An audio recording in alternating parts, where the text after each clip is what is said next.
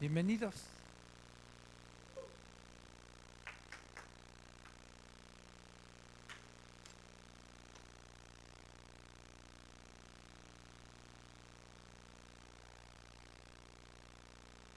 Vamos a retomar nuestro estudio, no sin antes orar.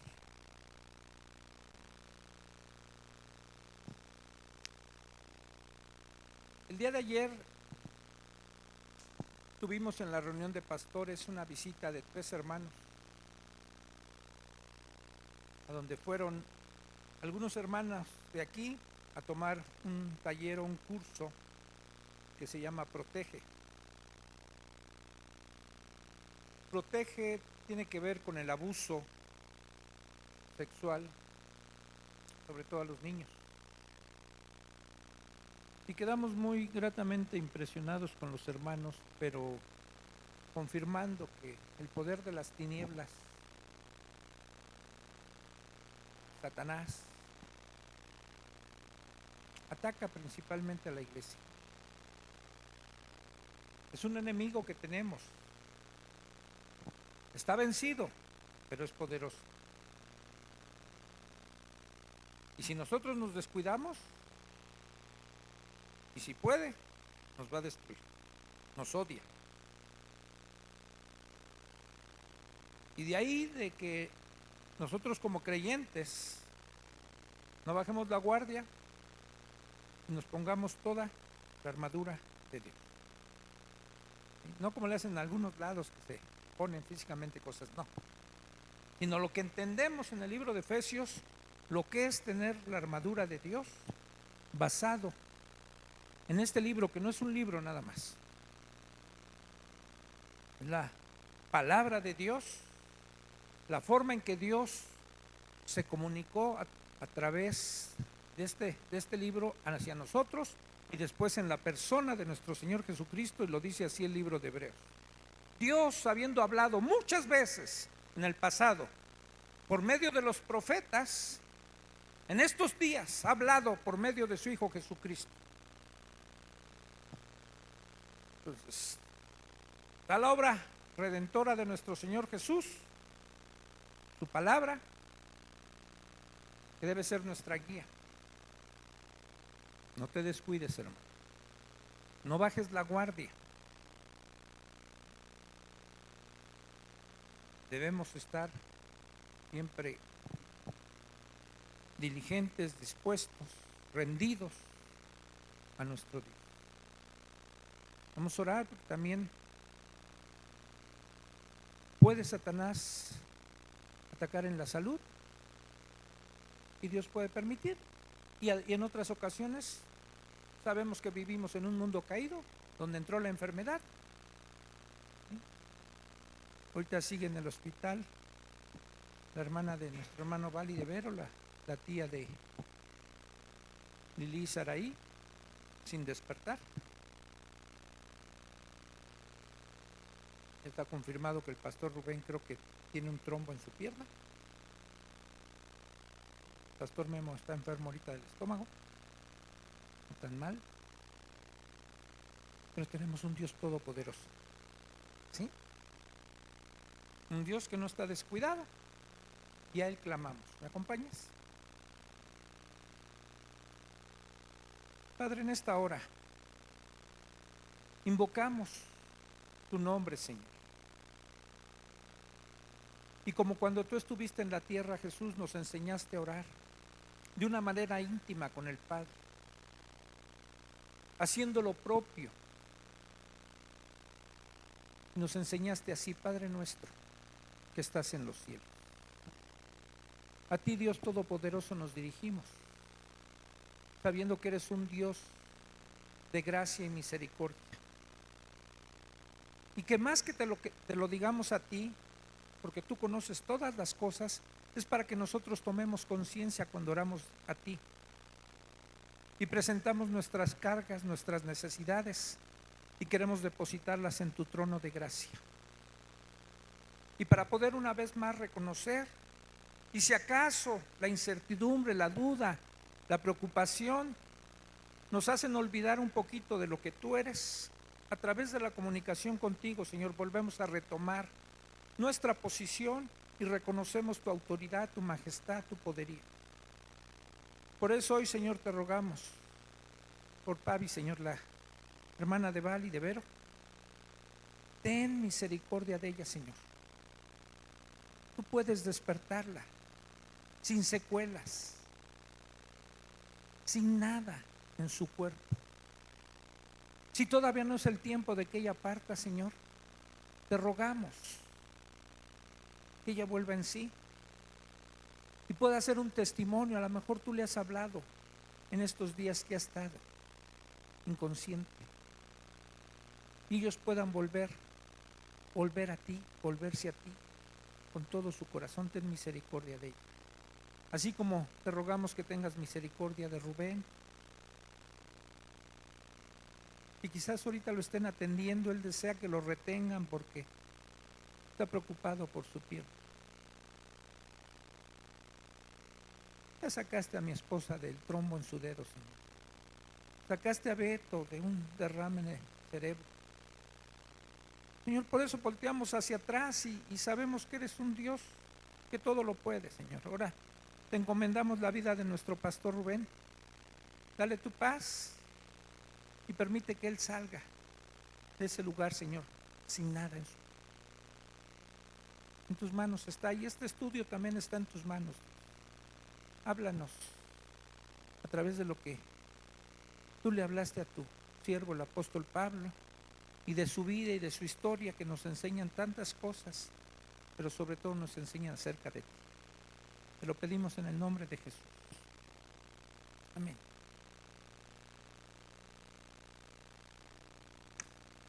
Capítulo 26, pero voy a retomar la lectura. Los últimos versículos del 23 del capítulo 25, porque está ligado todo eso. Pablo, acuérdense que está preso en Cesarea, ¿sí? Está siendo acusado, está siendo juzgado. Hay un cambio de gobierno, digamos, acabó el sexenio y entra un nuevo gobernador, ¿sí? Entra Festo, y Festo se queda con el paquete de Pablo, ¿sí? Aquel otro que había salido antes, el Félix, lo dejó 2 años preso a Pablo, ¿sí? Y Festo toma el lugar y entonces tiene la encomienda de darle una solución a este caso que le presentan. Los judíos no quitan el dedo del renglón, quieren matar a Pablo, le piden a Festo que lo juzgue y lo regrese a Jerusalén. Dice: no, está allá en Cesarea, quieren ir allá, ustedes lo acusan, vayan allá. En unos días llego para allá, porque andaba en Jerusalén Festo. Entonces así se retoma la lectura. Dice: al otro día, viniendo Agripa y Berenice, aparecen otros personajes con mucha pompa, y entrando en la audiencia con los tribunos y principales hombres de la ciudad, por mandato de Festo fue traído Pablo. Entonces Festo dijo: Rey Agripa y todos los varones que estáis aquí juntos con nosotros, aquí tenéis a este hombre respecto del cual toda la multitud de los judíos me ha demandado en Jerusalén, y aquí dando voces que no debe vivir más. Eso era lo que pedían todos los judíos. No pedimos que lo metas en la cárcel, que lo mates, que ya no viva más. Pero dice Festo: pero yo, hallando que ninguna cosa digna de muerte ha hecho, y como él mismo apeló a Augusto, al César Augusto de ese tiempo, he determinado enviarle a él. Como no tengo cosa cierta que escribir a mi señor, le he traído ante ustedes y mayormente ante ti, oh rey Agripa, para que después de examinarle tenga yo que escribir, porque me parece fuera de razón enviar un preso y no informar de los cargos que haya en su contra. Y en esto pues es razonable Festo, ¿no? Se le voy a aventar al mero jefe, al emperador, le voy a mandar un preso, ¿sí? ¿Y de qué se le acusa? Pues no sé, ¿no? Dice: así que ayúdame, rey Agripa. ¿Quién era este rey Agripa? Es pregunta para ustedes, no para que yo la conteste. No es para mí, es para ustedes. ¿Quién era el rey Agripa? ¿Uno que tenía gripa?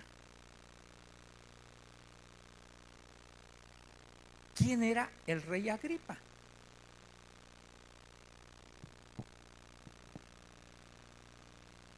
Sí, ¿y qué más?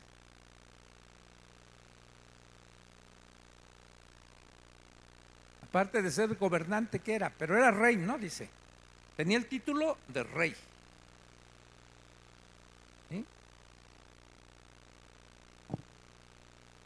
¿Nadie da más? Bueno, ¿cuántos saben de Herodes? ¿Quién fue Herodes?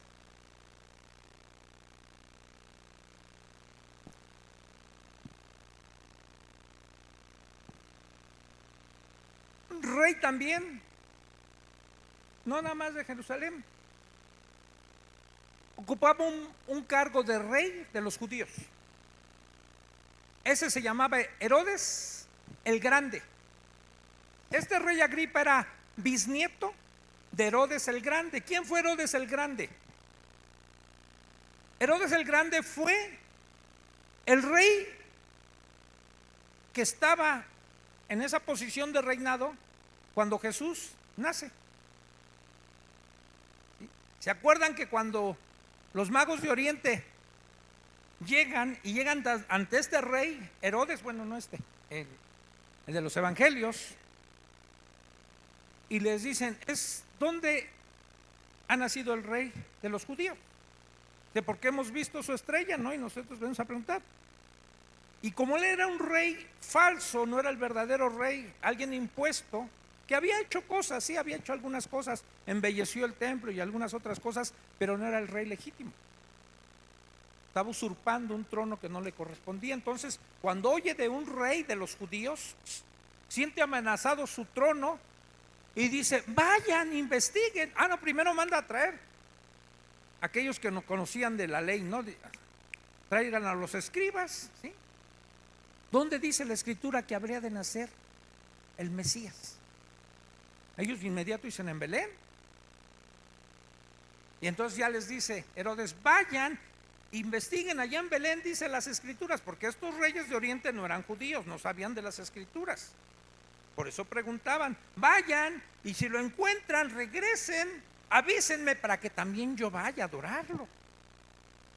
Pero ya después les habla Dios a los magos que no regresen ni le digan nada. A Herodes, cuando se ve burlado, es el que manda a matar a todos los niños menores de 2 años hacia abajo, que es el tiempo que calcula que los magos habían ido para allá y para acá. Dice, como 2 años, entonces todos los niños de 2 años para abajo, mátenlos.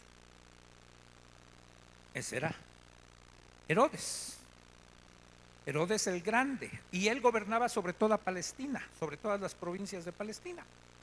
Pero a su muerte su reino se divide en 4, con 4 hijos que tuvo, y cada uno se queda en ciertas porciones, algunos en Galilea, otros en Judea, otros en Iturea, ¿sí? Y se van extendiendo los reinos. Su hijo es el que manda decapitar a Juan el Bautista, Herodes Antipas. Le manda a cortar la cabeza, no fue ya Herodes el Grande, ¿sí? Le manda a decapitar. El hijo de Herodes Antipas es el que manda a matar al primer apóstol, el primer mártir apóstol, que es Santiago, lo manda a matar. Y es el que muere, dice el libro de Hechos, agusanado. ¿Sí? Los gusanos se lo comieron del vientre, hasta hace ganas, ay, guácala. Pues así se lo comieron. ¿Sí? Pero vivo. A nosotros nos van a comer muertos si nos entierran. Vamos a hacer el alimento de los gusanos. Y el hijo de ese Herodes que manda a matar a Santiago es este Herodes, o este rey Agripa, que ya no tienen para este momento el título de Herodes, ya nada más se le llama rey Agripa, y empiezan a tener números, rey Agripa 1, 2, y así empiezan a nombrarse ellos, ¿no? Entonces, este es el rey Agripa. Y algunos creen que sí era judío, otros creen que se hizo prosélito, que no era judío, pero que adoptó la religión judía. Y al ser judío, ya sea como prosélito de nacimiento, por supuesto que conocía la ley de Dios. Digamos, conocía el Antiguo Testamento. No ignoraba nada de eso él. Él tenía conocimiento, mucho más que Festo. Festo era un gobernante que no era judío, y él no entendía muchas cuestiones de esto. Por eso, cuando sabe Festo que de lo que acusan a Pablo son de sus cosas de su religión, que es el judaísmo, cuando ve la oportunidad de que está Agripa, pues lo llama como para pedir un consejo, para que le diga al emperador cuando se lo vaya a enviar, a ver de qué se lo mando, que lo acusen, si es cuestiones de ustedes, porque de los cargos que presentan que afecte a Roma, de ninguno lo veo culpable. Y si es cuestión de su religión, pues quiero saber qué hizo, qué ofendió, en qué los ofendió, para enviárselo allá a Augusto y él determine, ¿no? Entonces es Pero además, hace 8 días mencionaba Johnny cómo llega el rey, ¿no? Y casi todos así están hasta la fecha, ¿no? Con mucha pompa.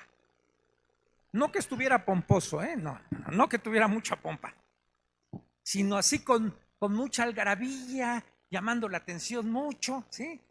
Con toda una corte, a lo mejor ábranme paso, tiendan mi alfombra, no sé. Nada más dice así, describe esa palabra, con mucha pompa. Y llegó con una mujer. ¿Con qué mujer llegó?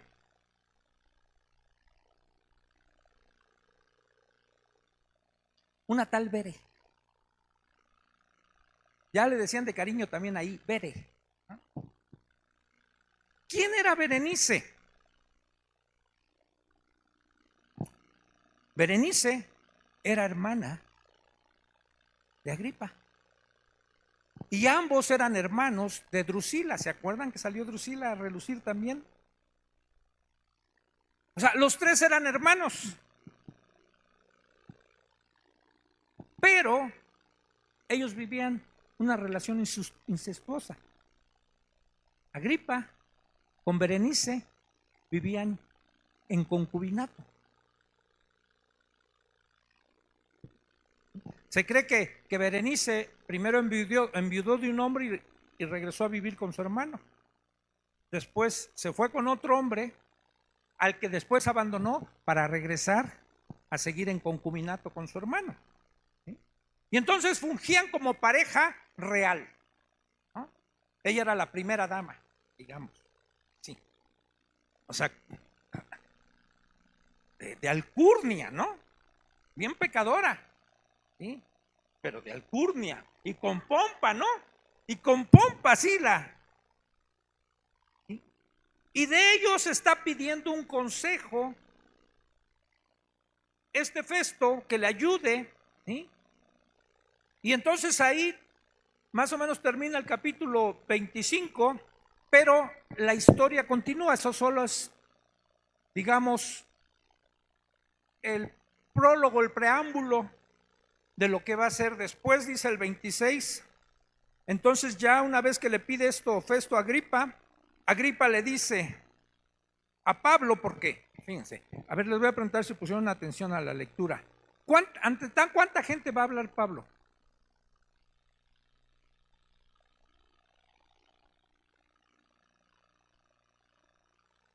¿Ante cuántos va a hablar Pablo aquí?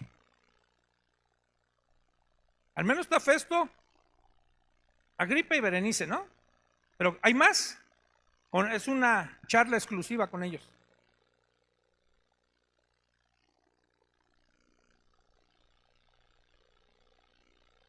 Muy bien, Catalino.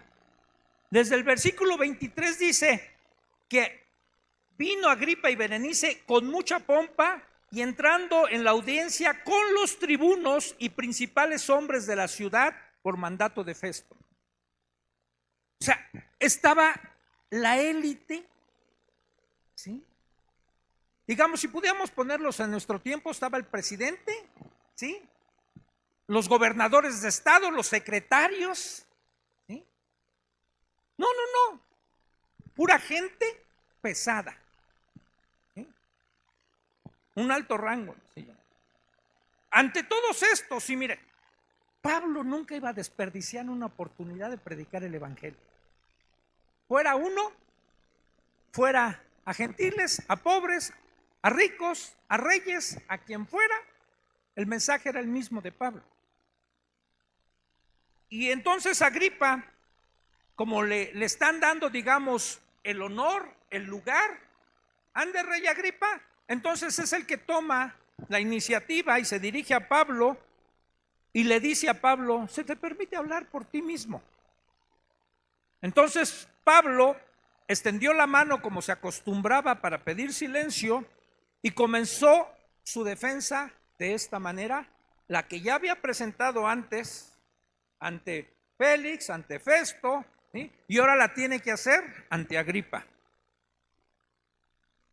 Y le dice, me tengo por dichoso. Fíjense, pongan atención en cada cosa que dice Pablo. Él está preso, encadenado, pero dice, me tengo por dichoso.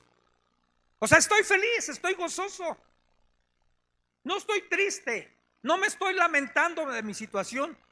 Me tengo por dichoso, oh rey Agripa, de que haya de defenderme hoy delante de ti de todas las cosas de que soy acusado por los judíos. ¿Qué clase de defensa empieza, no? O sea, no le presenta ningún temor ni al rey, ¿sí? Ni al Festo, ni a todos los que están ahí. Lutero tuvo más miedo. ¿Han visto la película de Lutero? Bueno, véanla. Lutero era un monje católico, ¿sí? Creyendo en el catolicismo, pero llegó un momento en que leyendo la Biblia, llegó al libro de Habacuc, capítulo 2, verso 4, y encontró una frase en Habacuc 2:4. La última parte de ese versículo dice que encontró estas palabras, dice, mas el justo por la fe vivirá. La otra parte es, he aquí aquel cuya arma no es recta, ¿qué dice? Se enorgullece, ¿verdad? Mas el justo por la fe vivirá. De ahí tuvo una revelación Lutero. Después, cuando él hacía su acostumbrada escalinata en las escaleras del templo, al subir tenían que ir orando hincado ahí y subían escalones. De repente esa frase le volvió ahí, se levantó, se regresó y se dio cuenta de las urnas que estaban puestas al inicio de las escalinatas, donde había una propuesta de los funcionarios católicos altos y que habían dicho, si tú pones tu ofrenda en un sobre, cuando oigas que el sobre cae al fondo de la urna y suena, en ese momento el alma de tu pariente difunto que está en el purgatorio, mira, salió así del purgatorio y se fue al cielo. Lo que era pagar indulgencias. Y entonces Lutero tiene una revelación y se levanta y después viene cuando pega sus 95 tesis en la catedral de Wittenberg y decide él ir a enfrentar al Papa y a todo su séquito porque él quería que entendieran la verdad. Y cuando ahí lo cuestionan, el Papa y todo, y lo amenazan de muerte, que ya no, en sus clases que daba en un seminario, ya no volviera a hablar nada de ese Jesús, ni de su resurrección, ni nada, que no moviera nada, y si tú no te callas, te matamos. El mismo Lutero cuenta, dice, que salió lleno de miedo de ahí, temeroso por su vida. Pero cuando iba por la calle, caminando, dice que volteó al cielo, era de noche, y miró las estrellas. Y viendo las estrellas, pensó en Dios, dijo, Señor, si tú sostienes las estrellas y todos los astros del universo, ¿acaso no me sostendrás a mí? Y se le quitó el miedo. Pero yo no veo un momento en que Pablo tenga miedo. Ha tenido miedo, porque sí lo ha tenido, en otras ocasiones vimos, pero aquí no presenta ningún temor y está dichoso. Y después le dice, Agripa, mayormente, dice, porque tú conoces todas las costumbres y cuestiones que hay entre los judíos, por lo cual te ruego que me oigas con paciencia. ¿Sabe Pablo a quién se está dirigiendo? Y le recuerda, tú no desconoces nada de lo que te voy a hablar. No desconoces nada de nuestra religión, porque es tuya, mía. Aunque yo ya, ahorita le va a narrar que ya tuvo un cambio, tuvo un encuentro con Jesús, pero no ha renunciado nunca a su judaísmo. No está en contra del judaísmo. Como nosotros, hermanos, no debemos estar en contra del católico. No tenemos que atacar. ¿Cuántos no vienen de ahí? Porque yo no. Pero ¿cuántos no vienen de ahí del catolicismo? ¿Por qué lo van a atacar? Mira, a lo mejor el catolicismo les dio una esperanza, los mantuvo bien por mucho tiempo. No perdieron la fe, a lo mejor un poco equivocada, pero no la perdieron. Entonces deben, aún a esas personas, como lo hizo Pablo en el Areópago, los felicito por ser católicos. Qué bueno que crees en Dios. Y Pablo no ataca, sino le resalta a Agripa que él conoce todo. ¿Sí? Como diciendo, mira, tú y yo nos vamos a entender. De lo que te voy a hablar me vas a entender y yo te entiendo a ti. Dice, ahora escúchame, nada más ten calma, no me apresures, Agripita. Y empieza a narrar su vida. Y se va a remontar hasta su juventud, su niñez. Dice, mi vida. No se le está declarando, no dice mi vida, se refiere a él. Dice, mi vida, pues, desde mi juventud, la cual desde el principio pasé en mi nación. ¿Cuál era su nación? Te va a decir, en Jerusalén. La conocen todos los judíos. Fíjense, Pablo no era conocido solo en este momento. Pablo fue conocido desde mucho antes. Mucha gente asegura que Pablo fue miembro del Sanedrín y que Pablo, para ser miembro del Sanedrín, tuvo que haber estado casado, porque ese es el requisito. Es como un requisito hoy para un pastor. O sea, es una incongruencia que alguien que va a pastorear no tenga esposa, no necesariamente hijos, a lo mejor Dios no le concede hijos. Pero el que se casa, pues se casa también para tener hijos. Porque es uno de los requisitos para ser pastor, que sea marido de una sola mujer y que sepa gobernar bien su casa. Si alguien no está casado, ¿cómo va a gobernar bien su casa? ¿Cómo va a ser marido de una mujer? ¿Cómo va a tener hijos? Entonces cree que Pablo llegó a ser casado. Algunos especulan que cuando se convirtió al cristianismo, su mujer lo abandonó. Otros que su mujer se murió. ¿Sí? Y que ya se quedó en soltería. Y ya no volvió a tener una mujer.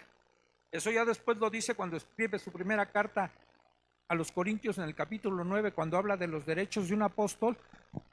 Y hace pregunta, dice, ¿acaso no tengo yo derecho a tener una mujer como Cefas y los demás apóstoles? Pero él no la tenía, porque no está reclamando sus derechos.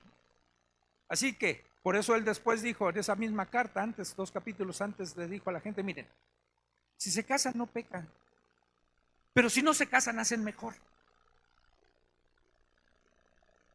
Ahí se los dejo de tarea. Y entonces les declara esto, todos la conocen desde mi juventud. ¿Y por qué? Porque miren, él desde joven estudió en la mejor escuela rabínica, con el mejor rabino que existía en su tiempo, que era Gamaliel. Digamos, era una escuela reconocida. Sería como a comparación de la actualidad, mejor cuando alguien va a Oxford, ¿sí?, a Harvard. ¿Sí?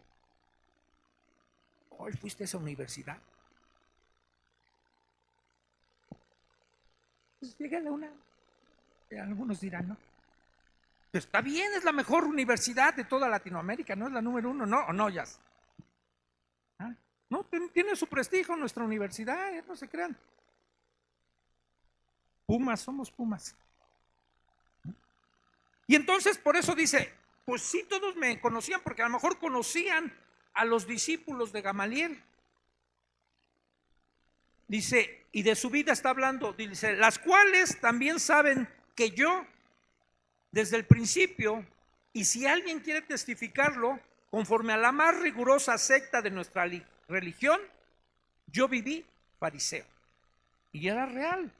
Los más rigurosos en guardar la ley eran los fariseos. Se desviaron un poquito o un muchito. Pero la secta de los fariseos nació bien, con un celo santo, ahí por la época de los macabeos,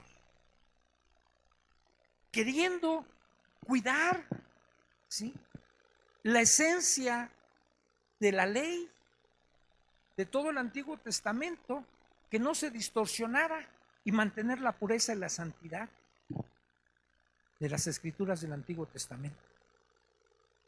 Ya para los tiempos de Jesús ya se habían desviado mucho y cayeron en legalismo, pero estaban bien y eran rigurosos, y Pablo se unió a ellos. Se unió, digamos, a ese movimiento dentro del judaísmo, que eran los fariseos, que eran los más rigurosos. Dice, yo fui parte de ellos. Dice, y ahora, ¿y por qué lo menciona así? Porque los fariseos, ellos algo que defendían mucho era la resurrección de los muertos. A diferencia de los saduceos, que no creían en la resurrección. Pero ellos hablaban mucho de eso, y por eso es que enfatiza lo que él era. Dice, y ahora, por la esperanza, ¿cuál era la esperanza? De esa promesa de resurrección. Y ahora por la esperanza de la promesa que hizo Dios a nuestros padres, por eso me están llamando a juicio. O sea, el problema le está diciendo a Agripa, que él entiende todo. Dice, mi problema es que yo creo en la resurrección de los muertos. Al ratito le va a decir por qué cree más ahora en la resurrección de los muertos y por qué se convirtió. Pero su pura religión, su puro fariseísmo le hacía creer en la resurrección de los muertos, y se lo está enfatizando a Agripa. Está siendo llamado a juicio. Dice, una promesa cuyo cumplimiento esperan que han de alcanzar nuestras 12 tribus, sirviendo constantemente a Dios de día y de noche. ¿Por qué sacar las 12 tribus? ¿No se supone que para este momento solo seguía existiendo la tribu de Judá?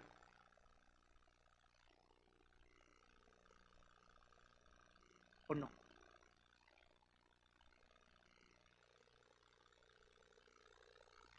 La ley se la dio a las 12 tribus. Dios no ha olvidado, A lo mejor nosotros no sabemos dónde estén.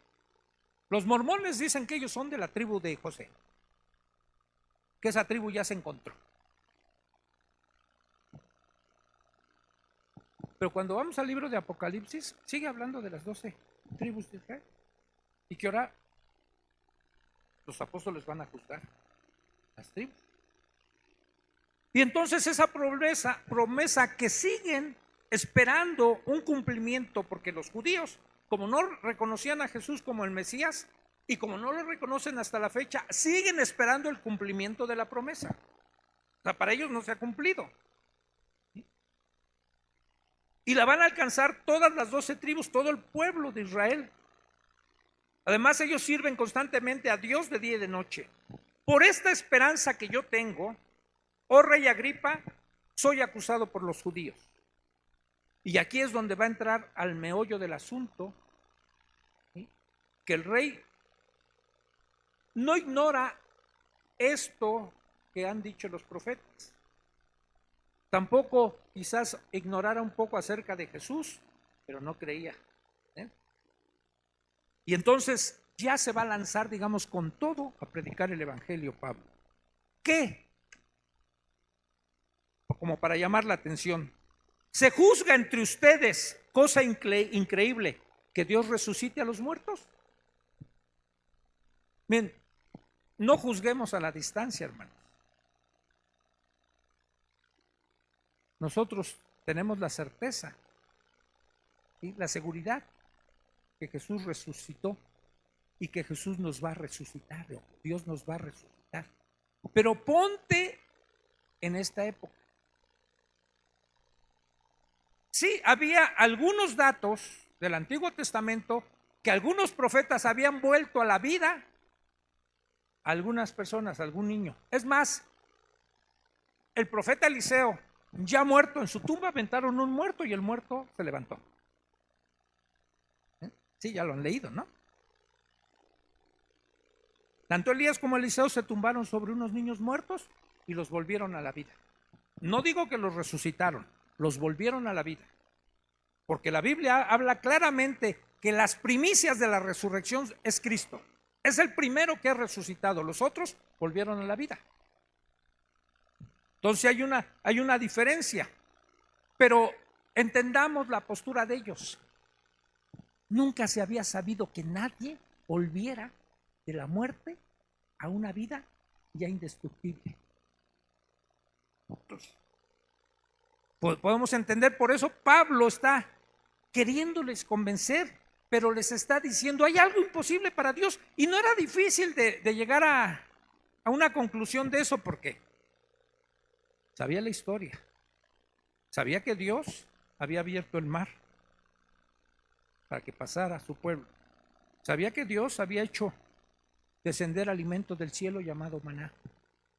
Conocían la historia de que cuando Josué iba a llevar al pueblo a la tierra prometida, también pisaron el Jordán y las aguas del Jordán se detuvieron. Y sabían toda la historia de muchos milagros que Dios portentosamente había hecho.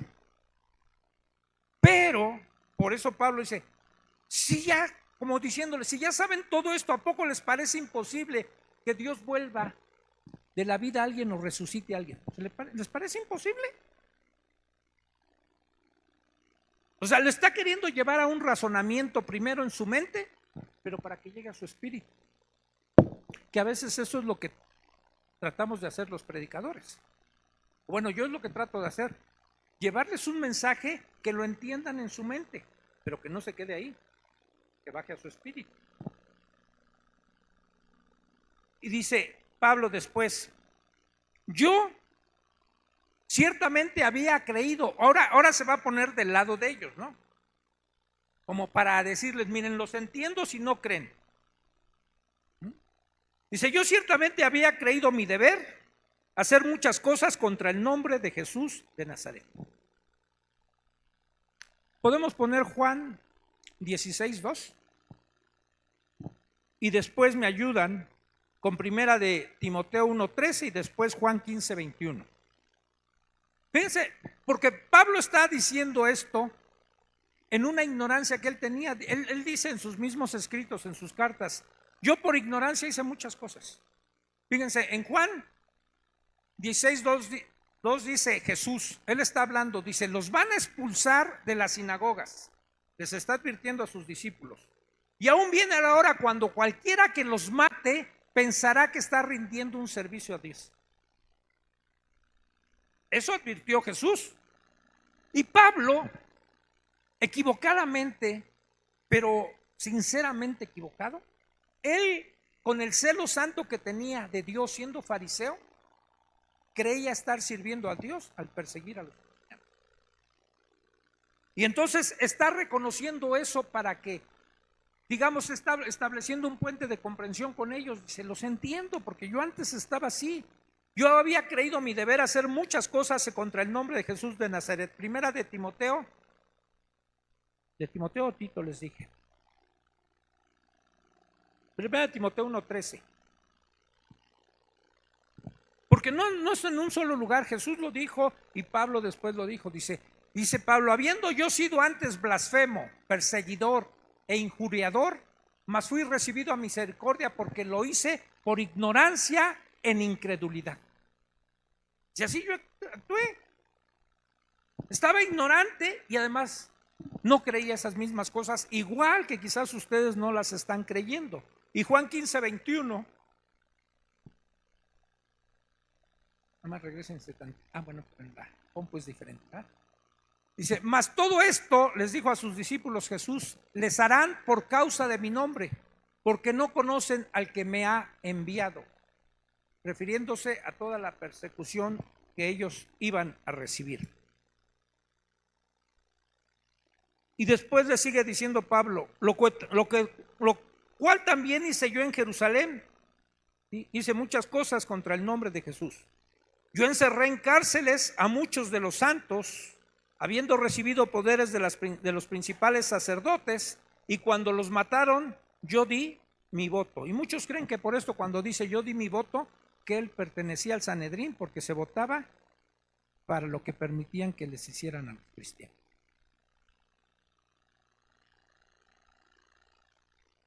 Y fíjense, yo creo que a Pablo, aunque él sabía y conocía a Dios y se sabía perdonado, sabía que ya Jesús había pagado por él. Siempre es algo que le dolió, a lo mejor como cualquiera de nosotros que tuvo una caída o algo y quedamos manchados.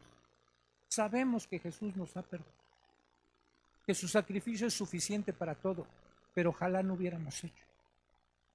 Hubiera estado mejor si no hubiera sido un drogadicto, si no hubiera hecho esto, si no hubiera hecho lo otro, pero lo hicimos. Y ahí queda algo como que, también como para que no nos olvidemos de dónde nos sacó Dios. Y Pablo siempre recordaba lo que había sido. Dice, no, sí, yo fui un perseguidor, metí a los cristianos en la cárcel, di mi voto cuando mataron a otros, ¿sí? Busqué hasta que me dieran poderes los principales sacerdotes, todo esto hice.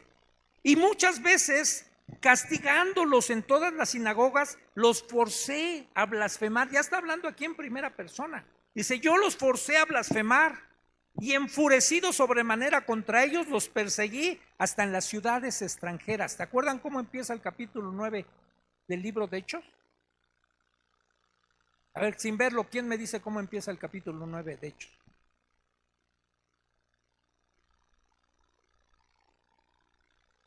¿Nadie? Dice, Pablo, aún respirando amenazas y muerte para los cristianos. Y aquí, digamos, está otra vez abriendo su corazón, desnudando su alma, abriendo quizás una herida para él dolorosa de todo lo que había hecho, pero era necesario. Eso se llama testificar. Estamos testificando, dando un testimonio de lo que fuimos y de lo que hizo Dios y de lo que ahora ya no somos y lo que sí somos. Pero no omite lo que fue, de todo lo que hizo. Y aquí es donde para, dice, y esa era mi tarea. Estaba ocupado en eso, esa era mi misión. Y en ese momento yo iba a Damasco con todos los poderes y en comisión de los principales sacerdotes. Sí iba, como dice el capítulo 9, aún respirando amenazas y muerte. De repente, y fíjense los detalles de que da, era mediodía. Podríamos decir hoy las 12 del día, ¿no? Y era mediodía. Y hace una pausa. Oh rey, como para decir, ¿me estás poniendo atención, rey? Me estoy dirigiendo a ti. oh rey. Y yendo por el camino, vi una luz del cielo que sobrepasaba el resplandor del sol. A ver, pregunta para que ustedes participen. Interprétenme eso que dice, vi una luz del cielo que rebasaba el resplandor del sol. ¿Qué está queriendo decir Pablo? Ahí está la cámara y ahí está el micrófono. ¡Tatatán! Se viene acercando la cámara, se viene acercando el micrófono. ¿Quién levantó la mano? Si no, ustedes denle el micrófono a quien ustedes quieran. Ustedes eligen. Pónganse de acuerdo. Ya levantaron la mano por ahí. Abuelito.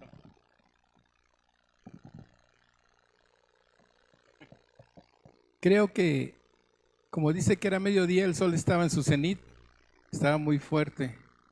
Y él está hablando que esa luz era tan resplandeciente que para él era más fuerte que el sol, opacaba el sol.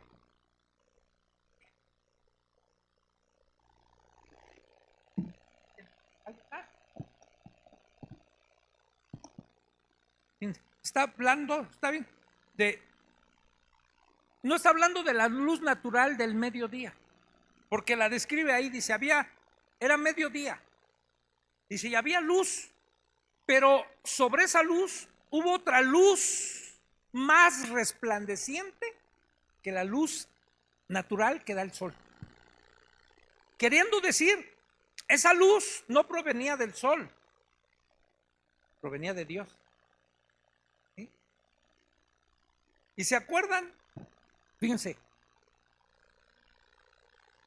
lo primero que viene a la vida de algo que está en caos debe ser la luz. Cuando tú vas al Génesis y al principio de la Biblia, dice la Biblia, en el principio la tierra estaba desordenada y vacía. Y dijo Dios, hágase la luz. Necesitaba ver luz como un comienzo de lo que va a ser Dios. Pablo necesitó primero la luz de Dios, ¿sí?, para lo que Dios se proponía hacer en la vida de Pablo. Tenía que llegarle la luz. El salmista dice, en tu luz veremos la luz. Y entonces lo primero que Pablo está narrando, lo que vio, lo que percibió, fue esa luz, no la natural, refiriéndose a Dios. Vio una luz que sobrepasó el resplandor del sol y dice, y esa luz me rodeó a mí. ¿Y qué creen? También a los que iban conmigo. También ellos la vieron, la percibieron, ¿sí? Y habiendo caído, todos nosotros en tierra, oí una voz que me hablaba y decía en lengua hebrea, podríamos entender en arameo. Cristo le habló. ¿Quién podría permanecer de pie ante la presencia de Dios? Cuando van a aprender a Jesús, el Evangelio de Juan describe que una vez que entendió que ya era su momento, le dice a sus discípulos que le pidió que lo acompañaran a orar, dice, vámonos porque el que me entrega ya está ahí, ¿no? Y llega con los que ya lo vienen a apresar, le dicen, ¿a quién buscan? A Jesús de Nazaret. Dice, soy yo, y en el momento dice, todos se cayeron. Todos cayeron. Se levantan y vuelven a decir, ¿a quién buscan? Les vuelve a decir Jesús. A Jesús de Nazaret, ya les dije que soy yo. Ante la presencia de Cristo, todos los que estaban con Pablo y Pablo mismo caen. Quizás de ahí algunas personas, yo no dudo que pueda haber una experiencia de alguien que la gloria del Señor lo tumbe. El problema es que de eso hagan una doctrina y ya quieran tumbar a todos, ¿no? ¿Alguien ha ido a una iglesia donde los tumban? No digo que el Señor los tumbe, que los demás los tumben. Y llega un pastor y te agarra y empieza a orar, puede orar en lenguas y está así y te avienta para atrás. Y atrás están los cachadores profesionales. ¿por qué me avienta? ¡Cállate! Y hay otros que se quitan el saco y le hacen así y los tiran a todos, ¿no? Esas ya son payasadas. Sí, esas ya son payasadas, pero no dudo que el Señor, claro que puede tirar a alguien, porque ¿quién se va a mantener de pie en la presencia de Dios? Juan en la isla de Patmos dice que cayó como muerto ante él. Igual Isaías. Pablo cayó y todos los que estaban con él. Y entonces le va a hablar el Señor a Pablo. Y qué precioso es cuando el Señor, yo creo que nos habla por nuestro nombre, ¿no? Y cuando lo repite 2 veces es porque quiere llamar nuestra atención de algo. Saulo, Saulo. ¿Se acuerdan cuando el Señor le habla a María Magdalena, ya resucitado? María no lo reconoce. María va a la tumba y ya no ve el cuerpo de su Señor y de repente dice que ella cree que era el hortelano. Y no lo reconoce, le dice: Señor, si usted se ha llevado a mi Señor, devuélvamelo. Y cuando Jesús le habla, dice: María. En el momento lo reconoce, dice: Raboni, que quiere decir maestro. Y aquí, aunque no es quizás un tono de Jesús así de mucha misericordia, de bondad, de amabilidad, quizás pudieras entenderse como un tono un poquito más severo, más fuerte. Le dice: Saulo, Saulo, ¿por qué me persigues? Dura cosa te es dar coces contra el aguijón. Ponte en el lugar de Pablo. Vienes caminando para perseguir a los cristianos, a mediodía ves un resplandor, te caes y empiezas a escuchar una voz que él sabe que no es la voz de ninguno de los que van con él. Es una voz que se dirige directamente a él, ahí sí con una acusación. Saulo, Saulo, ¿por qué me persigues? Él sabía en ese momento que ningún cristiano estaba cerca de ahí. Iba por el camino a Damasco, a donde iba a encontrar a los cristianos. Pero no había ningún cristiano, no podía ser un cristiano el que le estuviera diciendo: Saulo, Saulo, ¿por qué me persigues? Y además esa voz yo creo que era totalmente diferente. Una voz de autoridad. Y le agrega algo, para que él pueda entender la necedad en la que está, con su actitud que está teniendo de perseguir a los cristianos. Dura cosa que es dar cosas contra el aguijón. Eso que le está diciendo es que la gente usaba un palo con digamos un clavo en la punta para arrear a sus animales, a los bueyes, y los picaba cuando se detenían. Y el animal a veces cuando quería pegar a eso, le tenían el palo y solito se dañaba. Esa es la expresión que le está queriendo decir a Jesús a Pablo. Mira, tú estás dando cosas como los animales tiran patadas, y en lugar de liberarse de ese dolor, cuando tiran la patada, se lo clavan más. Eso es lo que estás haciendo, Pablo. Al perseguir a los cristianos, tú mismo te estás haciendo daño. Tú te estás lastimando a ti. Y Pablo está interesado ahora en querer comprender, dentro de toda su teología que él tenía, de todo lo que sabía, de querer entender eso que le estaba sucediendo en ese momento, y se dirige a Dios, Jesús, y pregunta a esa voz que está escuchando: ¿quién eres?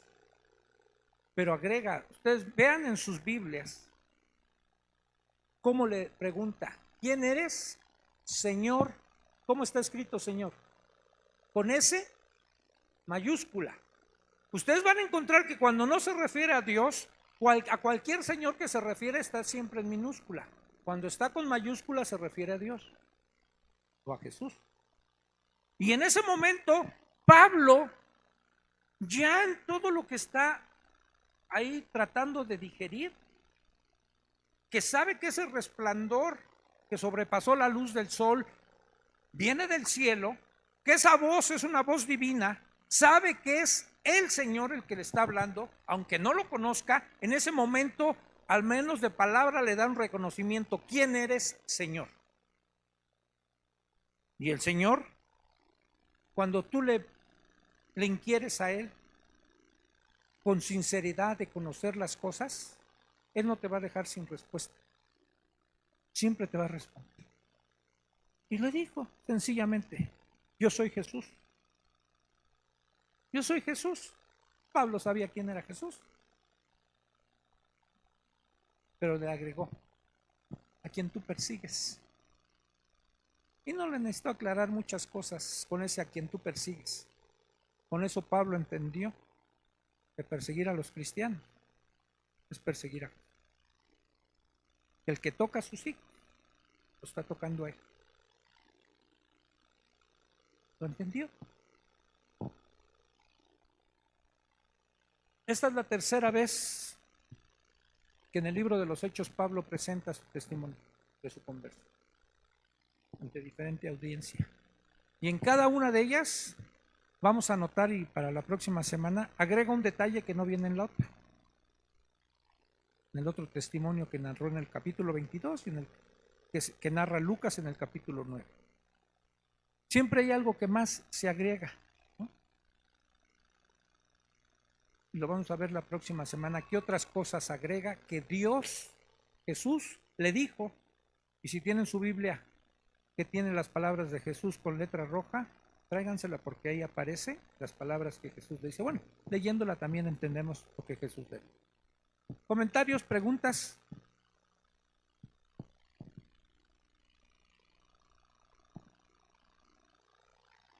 ¿Nadie?